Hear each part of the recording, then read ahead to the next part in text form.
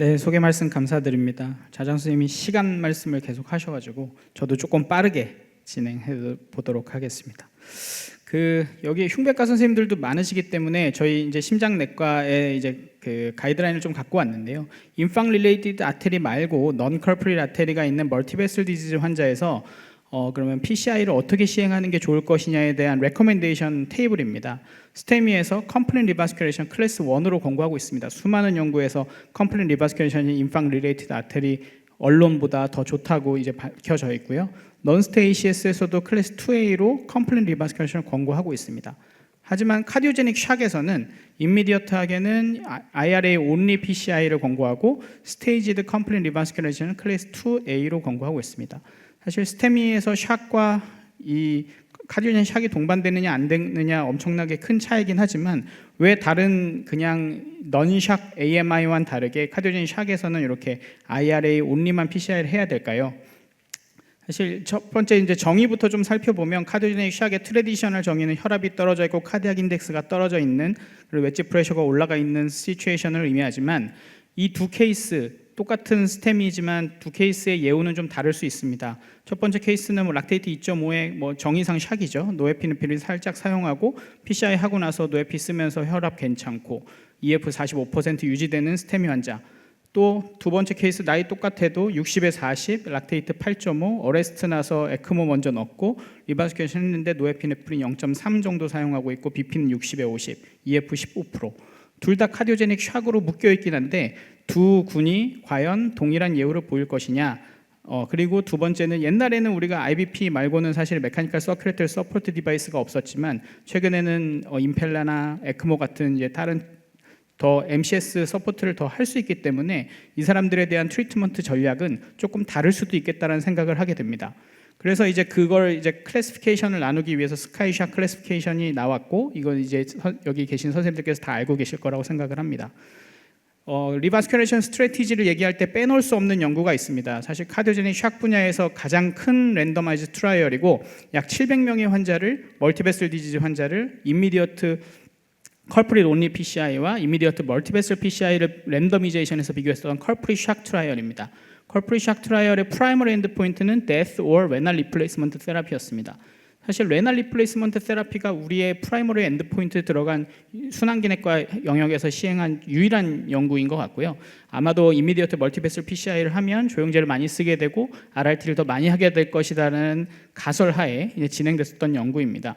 엔드포인트 보시면 30일째 데스 or 레날 리플레이스먼트 테라피가 컬프릿 온리 PCI에서 더 좋았죠. 데스 from any cause 단독으로도 통계적으로 차이나게 컬프릿 온리 PCI가 좋았습니다. 컬프릿 샥 트라이얼의 이 베이스라인 캐릭터리스틱을 좀 뜯어보면 좀 재밌습니다. 시스톨릭 BP가 100입니다.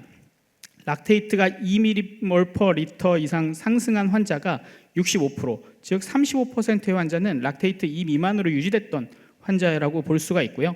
임펠라, 에크모 다 합쳐가지고 한 15% 내외 정도의 MCS 디바이스를 사용했습니다. 물론 실리한테 얘기를 했더니 실리는 자기네들 모탈리티가 엄청 높기 때문에 이거는 시비어한 샥이다라고 얘기를 하지만 이 베이스라인 캐릭터리스틱스를 보고 우리가 시비어한 샥이라고 얘기할 수 있을지 잘 모르겠습니다. 그리고 컬프릿 샥 트라이얼의 두 번째 CTO가 한 25% 정도 있는데요. 우리가 흔히 볼 수 있는 시츄에이션입니다. 그런데 컬프릿 샥 트라이얼에서는 CTO를 임미디어트 멀티베슬 PCI군에서 뚫으라 그랬습니다. 사실 여기에서 인터벤션 하시는 선생님들 중에 임미디어트 멀티베슬 PCI를 하면서 카디오제닉 샥 AMI 환자를 CTO를 뚫고 있는 분은 없을 거라고 생각이 됩니다. 그렇게 현실적으로 맞지 않는 레커멘데이션을 했었고 그리고 스테이지드 PCI 비율이 확연하게 차이가 났습니다. 그리고 1년 팔로업 컬프릿 샥 트라이얼의 결과를 보면 좀 재밌는 게 모탈리티 차이는 1년 30일부터 1년까지 팔로업했을 때 전혀 없었고요. 컨제스티브 하페일러라든지 리바스큘레이션의 비율은 컬프릿 온리 그룹에서 훨씬 높습니다. 다음 이제 레지스트리 데이터를 조금 보여드릴 건데 내셔널 카디오제닉 샥 이니시에이티브라고 얼리 임펠라 서포트와 스완관제를 통한 헤모다이내믹 모니터링을 프로토콜라이즈해서 진행하는 그룹입니다. 이 그룹에서 똑같은 분석을 멀티베슬 코로나 아르테리 디지즈 환자에서 멀티베슬 PCI와 컬프릿 온리 PCI를 비교했고 그런 스트래티지를 적용한 사람에서 모탈리티는 전혀 차이가 없었습니다. 이거는 미국의 네이션와이드 코호트 스터디고 non-STEMI with cardiogenic shock에서 전체적으로 모탈리티는 차이 없지만 MCS 서포트를 하는 사람에서는 멀티베슬 PCI를 했을 때 조금 더 베네핏이 있는 것처럼 보였습니다.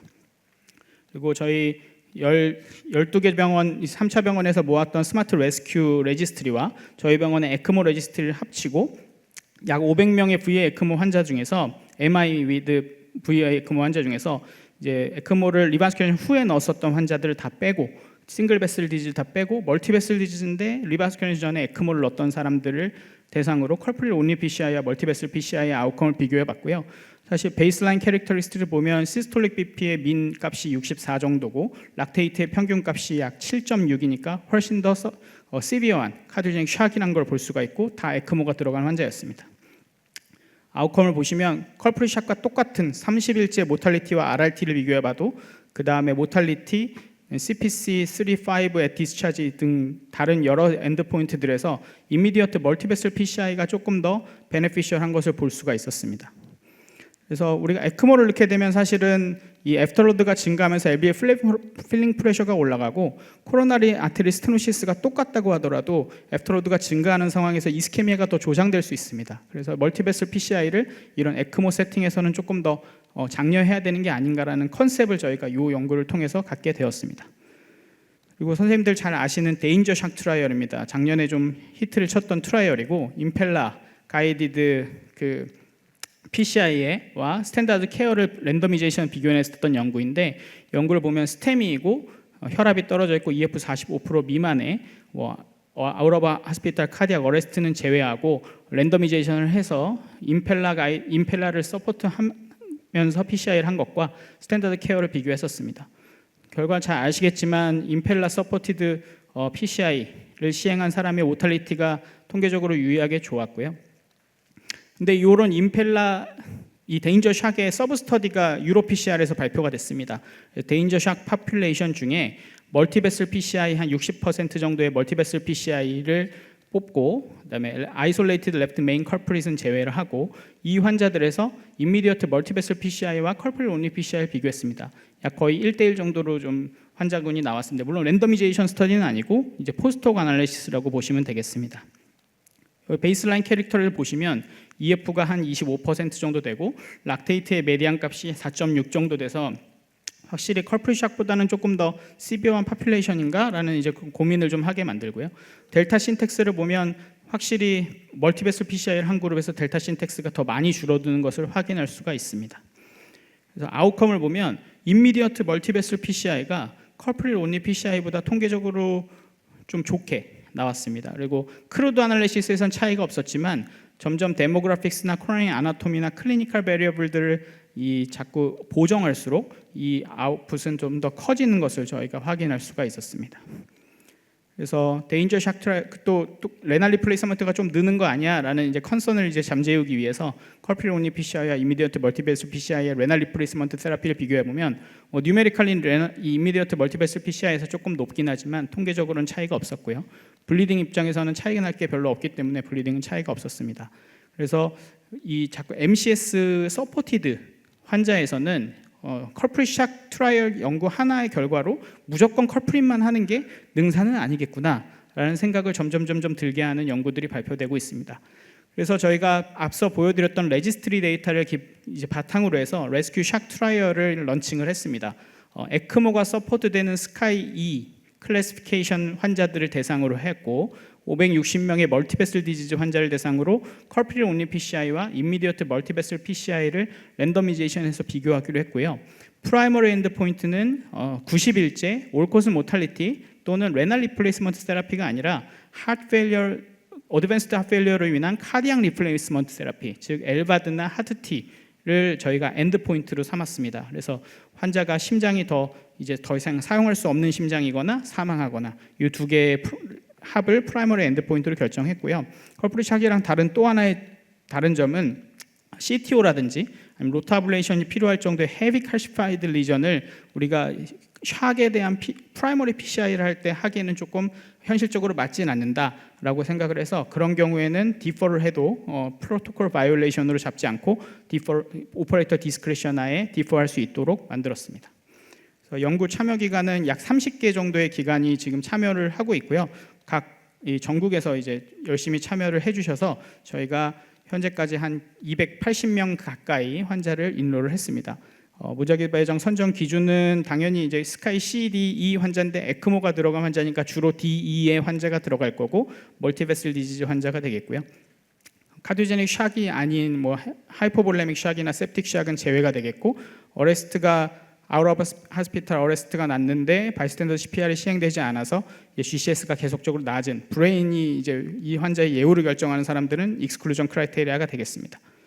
프라이머리 엔드포인트 앞서 말씀을 드렸고, 그 이외에도 다양한 이제 세컨더리 엔드포인트들을 통해서 에크모 환자에서 우리가 PCI 스트래티지를 어떻게 가져가야 되는지에 대한 이제 다양한 연구들을 할 수 있게 이제 세팅을 해놨습니다. 샘플 사이즈는 약 아까 보여드렸듯이 560명 정도로 계산이 됐는데, 아무래도 이제 IRB에서 자꾸 이제 샥이고 에크모 환자니까 니네 인터림 애널리시스를 꼭 해라라고 해서 280명 절반이 등록되면 인터림 애널리시스 예정입니다. 그래서 조만간에 이제 280명 등록이 완료가 되면 90일까지 팔로우를 해서 인터림 애널리시스를 해서 연구에 지속을 할지 말지를 결정할 예정입니다.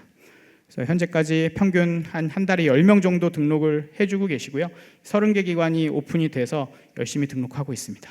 나중에 결과가 나오면 또 우리의 에크모가 서포트되는 환자의 PCI 스트래티지에 또 추가적인 에비던스를 만들 수 있을 거라고 생각을 합니다. 이제 마지막 슬라이드인데요. 베슬보다는 사실 마이오카디움이 더 중요하고 마이오카디움보다는 헤모다이나믹스가 더 중요하다. 저희 스승님들께서 항상 말씀하셨습니다. 우리가 이 헤모다이나믹스 스테빌라이제이션을 위해서 VA 에크모라든지 임펠라라든지 IBP 등을 사용하는데, 이런 것들을 잘 서포트된 환자에서는 우리가 베슬 치료할 때 어떻게 스트래티지가 꼭 컬프시악 트라이얼 하나의 결과에 국한되지 않아도 되지 않을까라고 생각합니다. 경청해 주셔서 감사합니다.